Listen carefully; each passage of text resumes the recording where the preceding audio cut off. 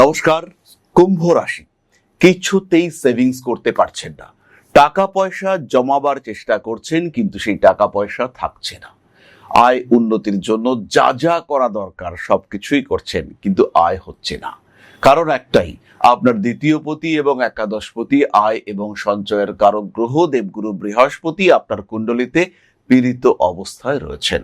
কথাবার্তা গুছিয়ে বলতে পারছেন না, বাড়ি থেকে ঠিক করে গেলেন সামনে এলে এটা বলবো আর এটা বলবো, কিন্তু আলটিমেটলি তিনি সেটা বলে উঠতে পারলেন না।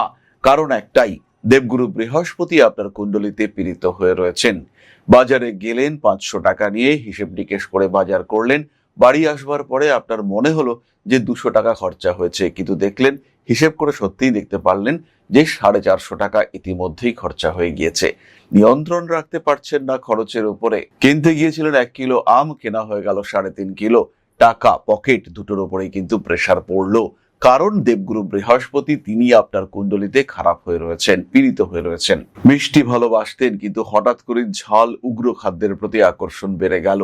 আত্মীয় পরিজনদের থেকে বাড়ছে ক্রমাগত দূরত্ব। সোশ্যাল মুভমেন্টের জন্য কিছু টাকা পয়সা গুছিয়ে রেখেছিলেন, ভেবেছিলেন কিছু সামাজিক কাজে টাকা পয়সা দান করবেন, কিন্তু কিছুতেই সেই সামাজিক কাজ আপনি কমপ্লিট করে উঠতে পারছেন না। পুরনো শত্রুতা বারবার জেগে উঠছে। সোশ্যাল মিডিয়ায় কন্টিনিউয়াসলি আপনি ডিস্টারবেন্সের মধ্যে পড়ছেন। মানসিক দিক থেকে চাপ বাড়ছে। ধীরে ধীরে নিজেকে দূরে সরিয়ে নিয়ে যেতে বাধ্য হচ্ছেন সিস্টেম থেকে।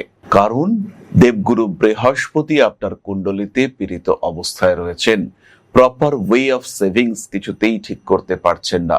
লং টার্ম স্টকে ইনভেস্ট করলেন, আপনার কথা শুনে বাকিরাও করলো, তারা প্রফিট করতে পারছে কিন্তু আপনি সেই প্রফিট দেখতে পাচ্ছেন না। কোনো একটা শেয়ার বা কোনো একটা স্টক আপনি ছেড়ে দিলেন, যেদিন ছাড়লেন তার 7 দিন পর থেকে সেটা প্রফিট করতে শুরু করলো। আপনার মনে হলো কি করলাম, আবার কিনলেন, তারপরের দিন থেকে আবার লস। এই ঘটনা বারবার আপনার সঙ্গে ঘটছে, কারণ দেবগুরু বৃহস্পতি আপনার কুণ্ডলিতে পীড়িত হয়ে রয়েছেন। কিন্তু ইন্টারভিউ দিতে যাওয়ার পরে আপনি বুঝতে পারলেন যে লোকগুলো সামনে বসে আছে তাদের সঙ্গে আপনার প্রপার ইন্টারাকশন হচ্ছে না, তাদের সঙ্গে আপনার অরা ম্যাচ করছে না। তারা যেরকম উত্তর চাইছে সেই এক্সাক্ট উত্তর আপনি দিচ্ছেন না। তারা ধীরে ধীরে আপনার থেকে বিরক্ত হচ্ছেন, অথবা তারা যেটা চাইছেন তার থেকে হয়তো আপনার নলেজ বেশি, তাই আপনাকে সরে আসতে হচ্ছে। ইন্টারভিউ বোর্ডে আপনাকে সরিয়ে দেওয়া হলো, কারণ দেবগুরু বৃহস্পতি আপনার কুণ্ডলিতে পীড়িত অবস্থায় রয়েছেন। তৃতীয়পতি একাদশপতি পীড়িত, ধীরে ধীরে ভুলে যাওয়ার প্রবণতা বাড়ছে, শরীরটা দুর্বল, কোনো কোনো সময় একটু বেশি মোটা হয়ে যাচ্ছেন, কিছুতেই নিজের ওবেসিটি এবং খাওয়ার ইচ্ছা দুটোকে কন্ট্রোল করতে পারছেন না। বিয়ে হয়েছে, সন্তান ধারণ করতে চাইছেন কিন্তু সন্তান আসছে না, সমস্যা দেখতে পাওয়া যাচ্ছে। কারণ কিন্তু একটাই, দেবগুরু বৃহস্পতি আপনার কুণ্ডলিতে পীড়িত অবস্থায় রয়েছেন। স্বামী স্ত্রীর সম্পর্ক বেশ ভালো চলছিল, কারণে অকারণে কথা কাটাকাটি, দূরত্ব বাড়ছে দুজনের মধ্যে। কারণ কিন্তু একটাই, সেটা হলো বৃহস্পতি পীড়িত অবস্থায় রয়েছে। শরীর তো একদম সুস্থ ঠিকঠাক, কিন্তু মুখে বারবার ব্রণ তৈরি হচ্ছে, মুখের চামড়ায় দাগ তৈরি হচ্ছে। কারণ কিন্তু একটাই, বৃহস্পতি আপনার কুণ্ডলিতে পীড়িত হয়ে রয়েছেন।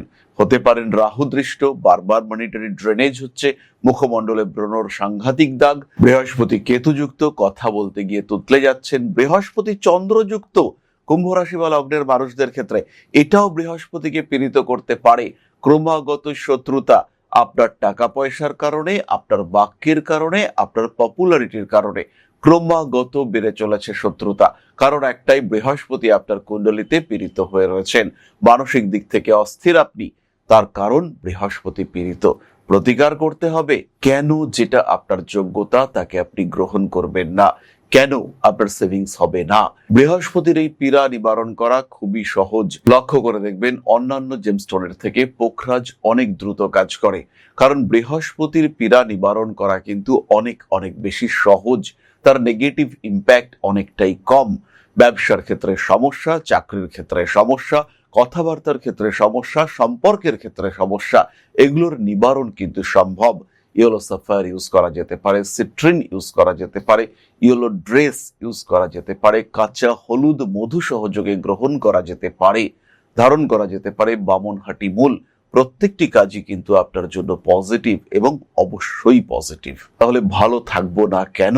ভালো থাকার অধিকার তো আছে। ভালো থাকুন। নমস্কার।